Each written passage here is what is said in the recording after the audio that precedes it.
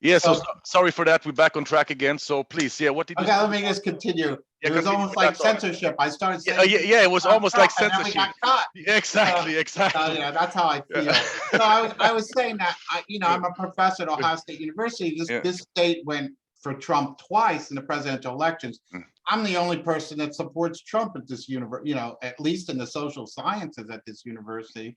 I think that's rather obscene, but anyhow, the three cheers for Trump, why a defense of Trump's foreign policy? Okay. So I'm a realist, and I would always tell at the time I would sit down and talk to my realist friends like Barry Posen and all the restrainers, and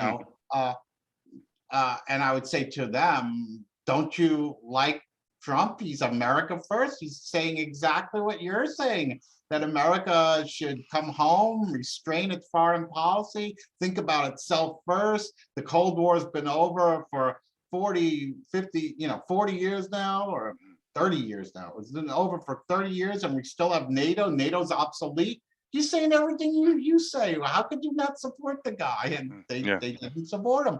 So why do I support him? Why? Well, I said he was a realist because Trump was first and foremost an economic nationalist. I mean, he wasn't a free trader per se.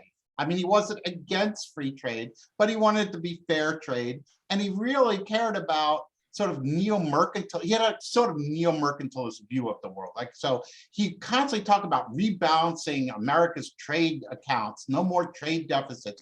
Because he would say, well, look, if we have a $500 billion trade deficit with China every year, they're obviously laughing at us and they're obviously cheating because America can compete with anyone. How can they have a $500 billion? Which makes perfect sense to me. So as a realist, he said, no more Uncle Sugar. We're not giving away everything. We're not opening our markets to everyone and then having them cheat, and close their market stuff. So that was the first reason he was a realist.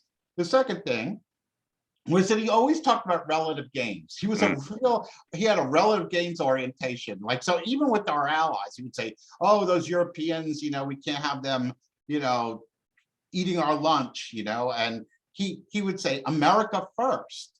And then, this relative gains orientation, he would see, when he would talk about China, you got to remember, prior to him, Obama didn't talk like this.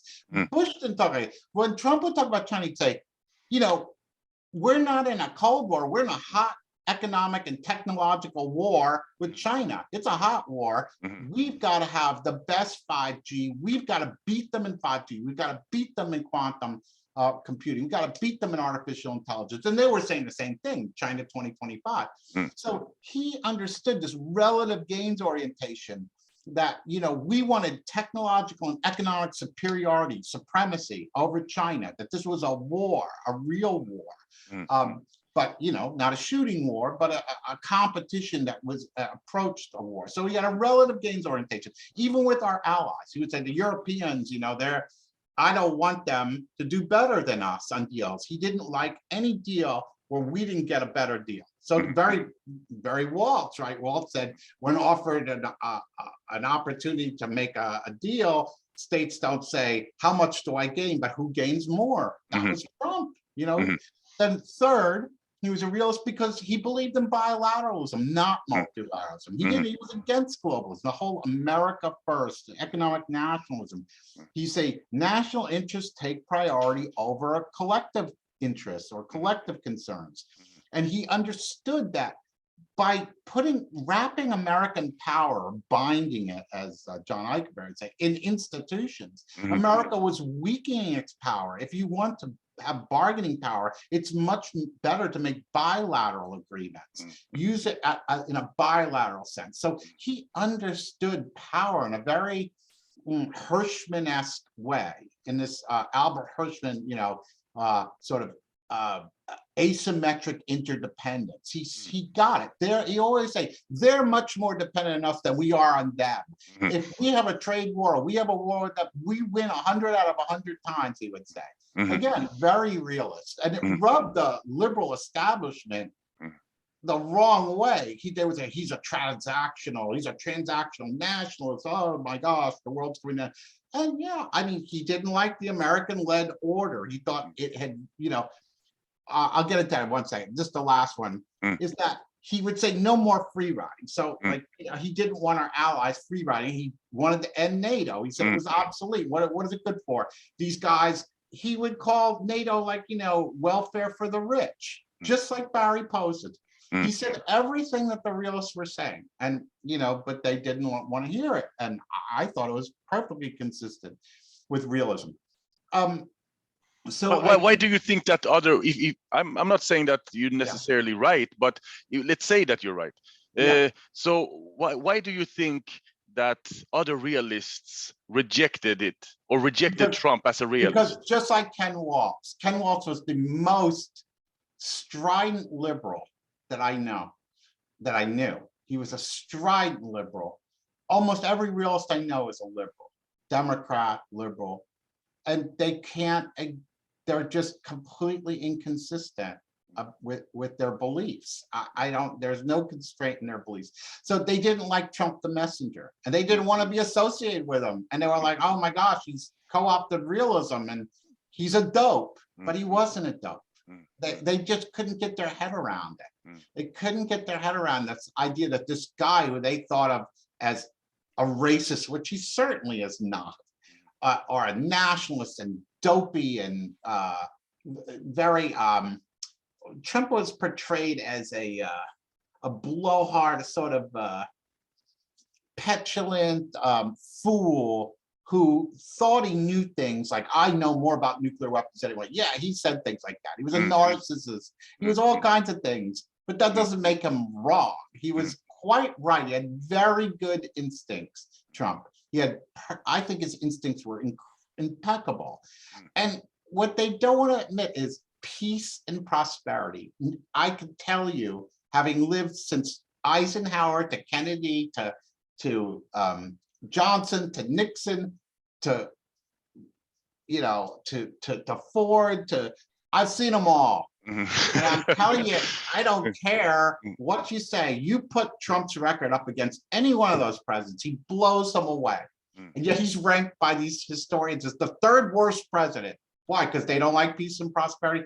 More prosperity than under any president for every group, every racial group in America did better under Trump than they did under anyone prior or since. I don't care what liberals want to argue. They can put up any foolish statistic they want. They're wrong. And peace, no war. No war under Trump. When was the last time that happened? When did that happen? Quite a few drone strikes, though. Oh yeah, quite a few drone strikes, but he was actually against it. And he was the only president in my memory that when he was asked, should we retaliate for a strike against us? And he asked, how many civilians would be killed? And they told him how many civilians would be killed in a retaliatory strike. He said, no, it's not worth killing civilians just to make the point. Because he was a religious man. He truly believed that. And he talked about civilian casualties. Nobody else has talked about that. Now I know there'll be people to, oh yes, he had this drone war and da da da. Okay, whatever. I think the man was peace and prosperity. I don't care. They can say he's the worst guy in the world. I would compare it this way. If you had a surgeon and you have a heart problem, or your wife has a heart problem, terrible problem, and there's a surgeon, two surgeons. One of them is a real jerk, but he's the best heart surgeon in the world. The other one is the nicest person in the world, but he's mediocre at best. Which one are you going to hire? The one that you're going to hire, the one you like, or you're going to hire the one that gets the job done, even though he's a jerk. You can say, I like Trump, but you can say he's a jerk. Okay. People that actually know him say he's not. And even liberals say that he was a nice guy if you actually knew him. But that's besides the point to me. But that's the only point they want to make, is that he was a jerk. He's a jerk. Well, I don't care. Just give me the guy that's competent, keeps us out of war and peace and prosperity. Yeah, but then you should be familiar with Peter Navarro's work as well, right? Because in some sense, he criticized China for being a mercantilist. China is this and that, but in many ways, he was a mercantilist himself. Yeah. So, and he was look close. What we got today. Well, I said all these people, the realists who didn't want to support Trump, who was speaking their language. Look what we got today. Yeah. War and poverty. There's nothing on the shelves. And, they wanted to blame Trump for COVID. He's the one that came up with the vaccine that they're pushing on everyone and don't believe in democracy anymore. Yeah, it's true. But yeah, Pillsbury as well. So you're not the only one. Michael Pillsbury was part of the Trump team. Peter Navarro, and then Randall Schweller. I wasn't part of the team. No, I know, but you were cheering from the side. I was cheering from the sidelines. Yeah. All right, but really interesting to hear that perspective, because we never hear that perspective. So yeah, so and that's a very important point that you just made. I just want to underscore it. You never hear this perspective. A rather remarkable comment on the field, and one that should be very troubling to people who believe in free speech and believe that universities should support an open, free-flowing ideas and debate. That you can't even get people to support and have a debate about President Trump, who was elected president. Whether people like it or not, and would be reelected if there were election tomorrow, I'm quite sure, but was elected president and gave us peace and prosperity. And we have an economy that is so over 99% against, I would say, is really a terrible statement about academic freedom. Interesting.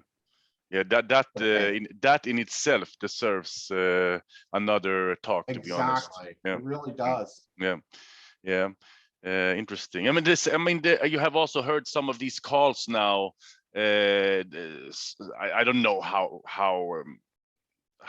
many of these calls that are there, but I've heard and seen that some scholars, they even want to cancel Mearsheimer now. For his analysis. Russia. Yeah, not necessarily support of Russia really, but his analysis of the situation, right? Yeah. He's not giving the standard liberal line.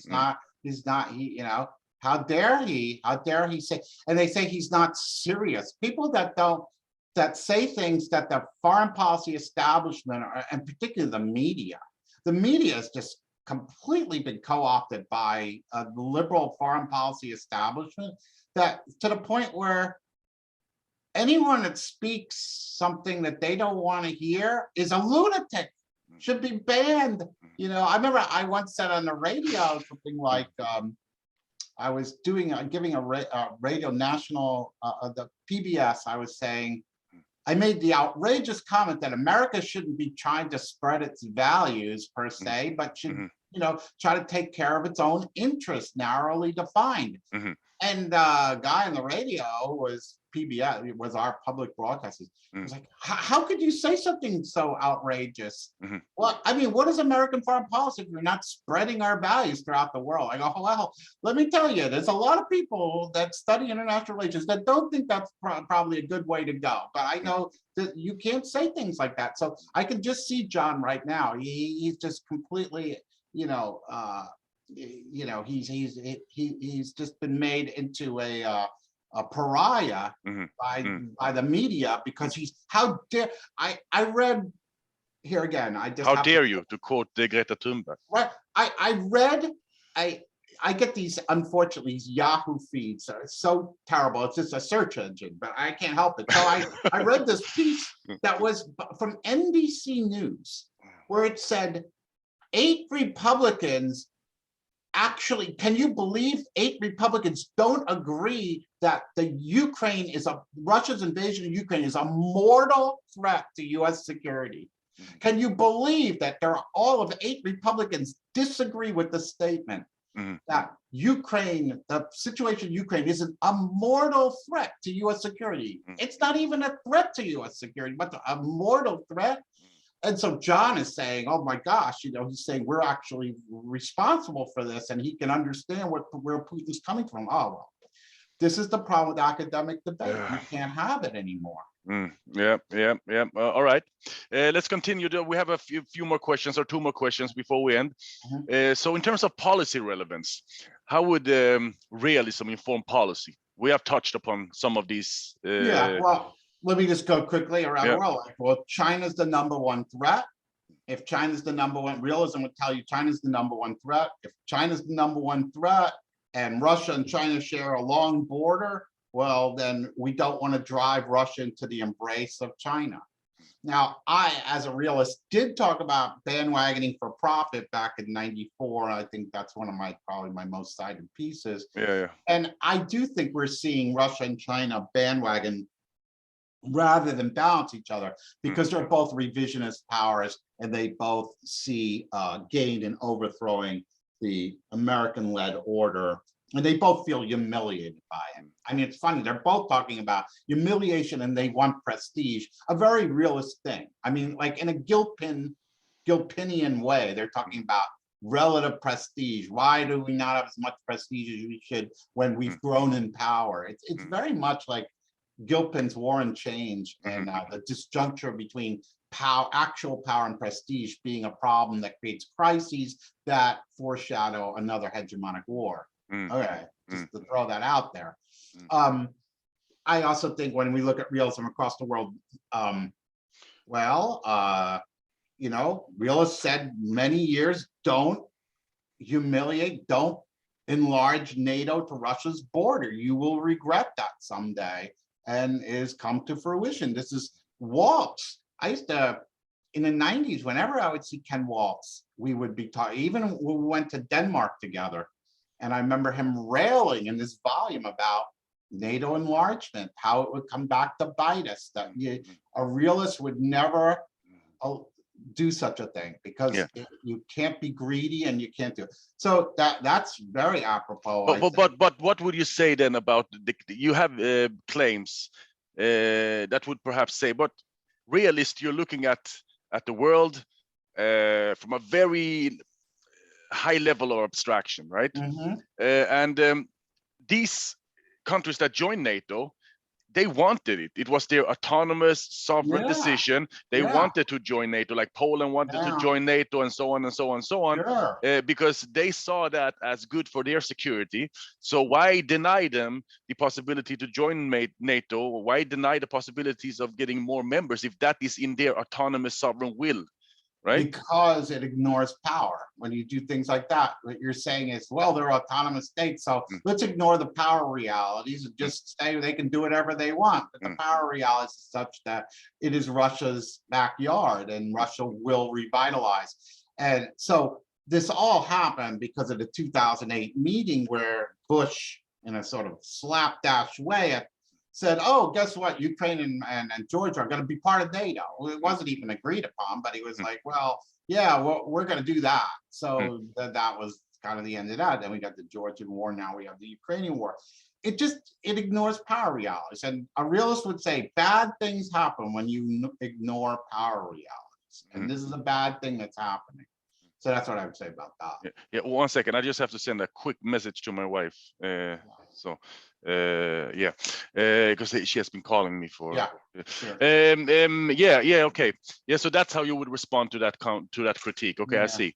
Yeah, I just came to think about one thing though. I don't know why it came to my mind, but an article of yours that I read where you say different but compatible nationalisms or something. When you analyze it's a third image argument, but it's also a second image argument. Right. So how polarity actually, now to speak of polarity, how that work together with nationalism, the second image argument. So in some sense, you're saying that when the United States is declining, so to speak, it has a nationalism that wants to retrench, like not really retrench, but Trump. It was Trump. Trump was America first. When you're in decline, you start feeling competition much more than you did when you were a unipolar power and you're unchallenged. And so now that you're more competitive, you're like, well, I don't want to give away everything for free, and I don't want to be all over the world offering everyone security, and I don't want to do all this. I want to come home and rebuild myself and compete on a global basis and stop giving everything for free, like no more Uncle Sugar, no more free ride. Yeah, but I just want to critique that argument. And see what you have to say about it. And then just to make the other argument, then on the other side, China is rising, so they're saying we need to be more extroverted. They're doing the Belt and Road, so we're retrenching. They're starting to feel more extroverted, so there's kind of a compatibility there. Yeah, so you have the polarity argument. So decline. and introvert foreign policy. Rice, extrovert foreign policy. Yes. Yeah. If we bring up prospect theory, Yeah. the logic is a little bit different, right? Because when you decline, in some sense, you engage in more risk acceptant behavior. Yeah. But when you rise, you become more risk averse. Right. And how does risk acceptant and risk averse go together with introvert and extrovert? Because you think that an extrovert foreign policy would be more risk acceptant, but then introvert would be more risk averse. But it's the other way around in your example. Yeah.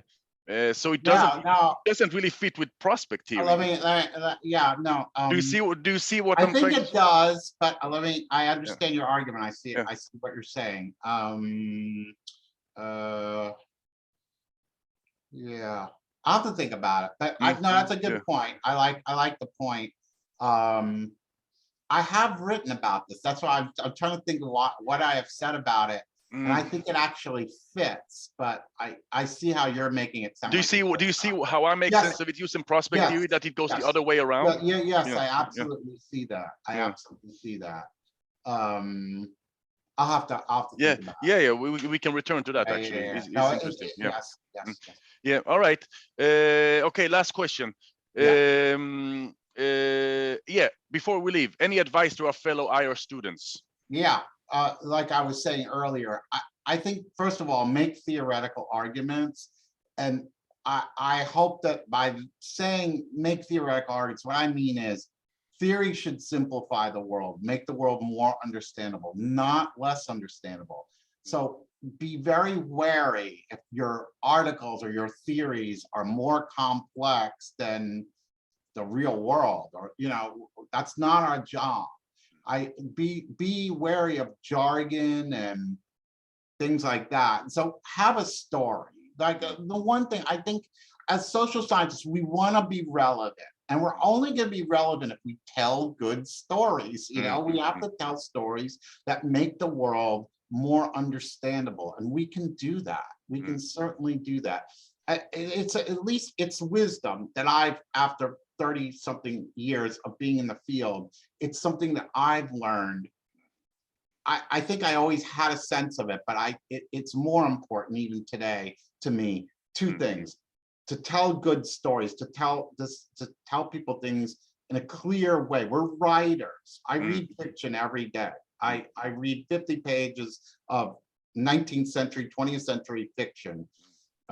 Today it's Theodore Dreiser. Tomorrow will be F. Scott Fitzgerald. We're writers. We have to remember we're writers. I take great pride in my prose. I work very hard to get my writing as readable as I can make it, as memorable as it can make. And speaking of realism, Ken Waltz's prose is beautiful. He wrote in such an elegant, memorable style. Every page has gems. We have to remember that. And we have to also be policy relevant. That's something I learned later, not early in your career. Early in your career, you do whatever you have to do to make a theoretical contribution. That's the business we're in. But as you get older, it is, I think, more important when you become secure in the field and you become somebody that people know, that you talk about relevant things. I mean, if we're not going to be relevant, we should be doing something else. I mean, the world is a very important place. We have a very important place in the world. We're very privileged to talk about something like international politics. So and getting paid for it. That's right. Yeah, very true. Thank you so much, Randall. You're welcome. It's great to see you, John. Yeah, really nice to have a chat with you, and thank you for those perspectives, which we do not hear so often in academia. It's a great privilege to be among the Swedes. Like I told you before, so my wife is like practically Swedish and speaks fluent Swedish, and she admires Swedes more than any other people on earth. And my wife, she has family all over the United States, so that's the connection. It's always great to be among the Swedes. Try to do some good. Try to do some good in the world. We are humanitarian superpower. Yes, you are. All right, but thanks so much, and have a nice day. You too. Take care.